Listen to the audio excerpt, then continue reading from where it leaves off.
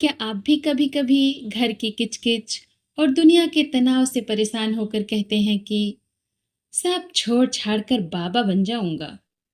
अगर हाँ, तो आज की कहानी सिर्फ़ और सिर्फ़ आपके लिए है।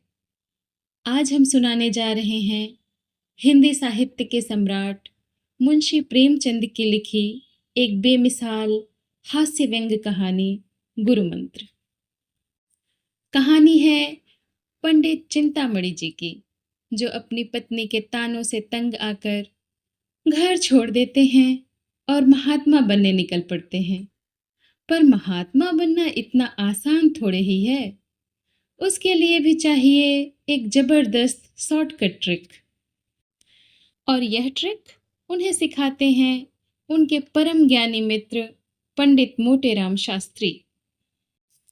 एक ऐसा गुरु मंत्र जिसे सुनकर आपकी हंसी नहीं रुकेगी और आप सोचने पर मजबूर हो जाएंगे कि आज के दौर में जो ढोंगी बाबा घूम रहे हैं, उनकी असलियत प्रेमचंद जी ने सालों पहले कैसे लिख दी थी। हिंदी टाकीज में आपका स्वागत है। तो चलिए शुरू करते हैं आज की कहानी गुरु मंत्र। घर के कलह और निमंत्रणों के अभाव से पंडित चिंतामणि जी के चित्त में वैराग्य उत्पन्न हुआ और उन्होंने संन्यास ले लिया।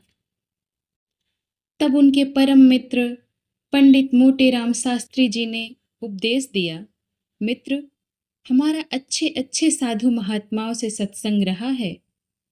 यह जब किसी भले मानस के द्वार पर जाते हैं तो गिड़गिड़ाकर हाथ नहीं फैलाते और झूठ मूठ आशीर्वाद नहीं देने लगते हैं कि नारायण तुम्हारा चोला मस्त रखे, तुम सदा सुखी रहो। यह तो भिखारियों का दस्तूर है। संत लोग द्वार पर जाते ही कड़क कर हाँक लगाते हैं, जिससे घर के लोग चौंक पड़े और उत्सुक होकर द्वार की ओर दौड़ पड़े।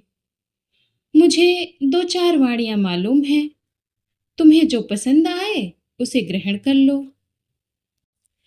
गुदड़ी बाबा कहा करते थे, मरे तो पांचों मरे। यह ललकार सुनते ही लोग उनके पैरों पर गिर पड़ते थे।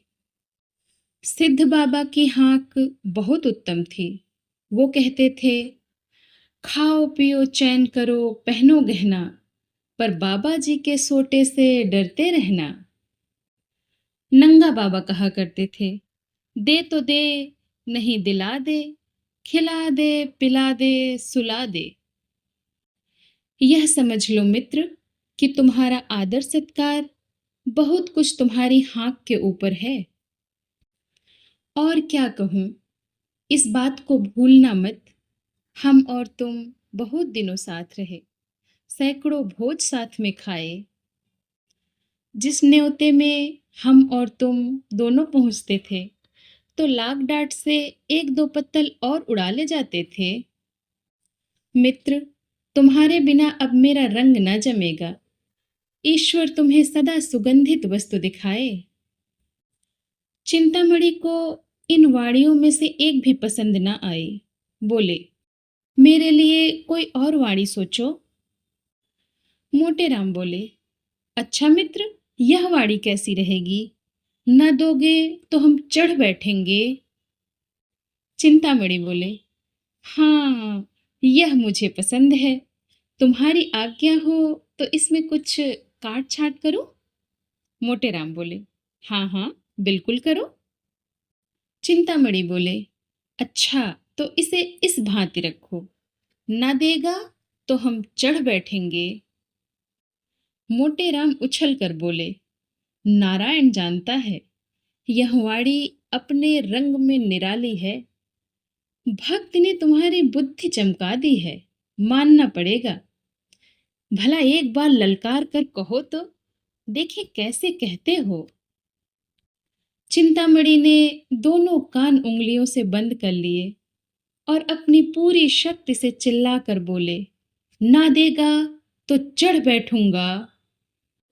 यह नाद ऐसा आकाश भेदी था कि मोटेराम भी सहसा चौंक पड़े।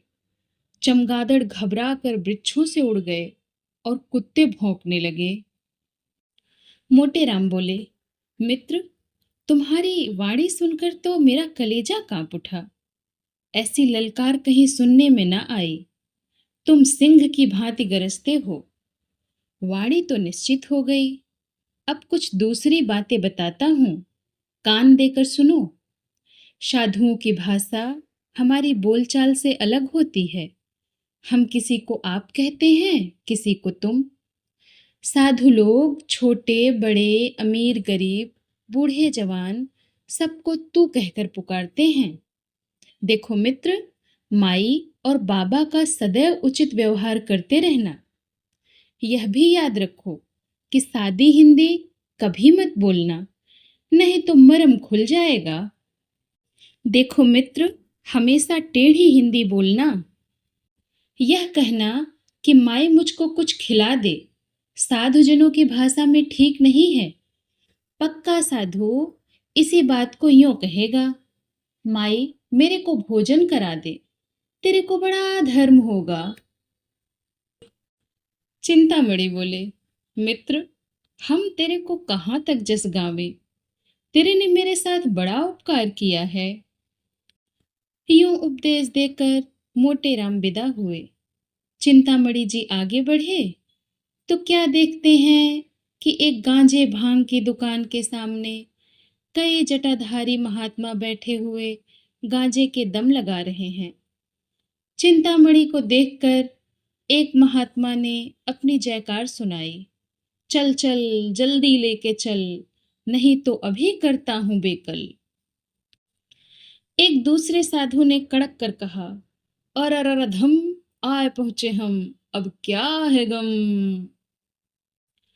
अभी यह कड़ाका आकाश में गूंज ही रहा था कि तीसरे महात्मा ने गरज कर अपनी वाणी सुनाई, देश बंगाला, जिसको देखा न भाला, चटपट भर दे प्याला।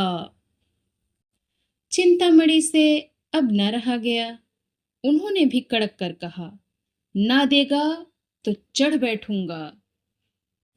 यह सुनते ही साधुजन ने चिंतामणि का आदर स्वागत किया। तत्क्षण गांजे की चिलम भरी गई और उसे सुलगाने का भार पंडित जी पर पड़ा। बेचारे बड़े असमंजस में पड़े।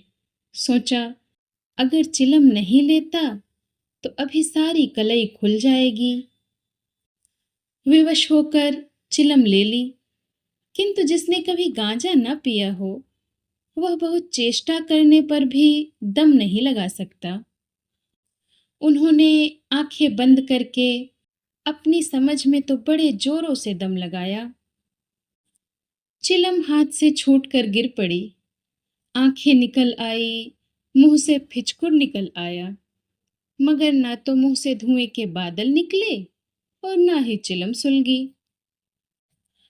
उनका यह कच्चापन उन्हें साधु समाज से अलग करने के लिए काफी था।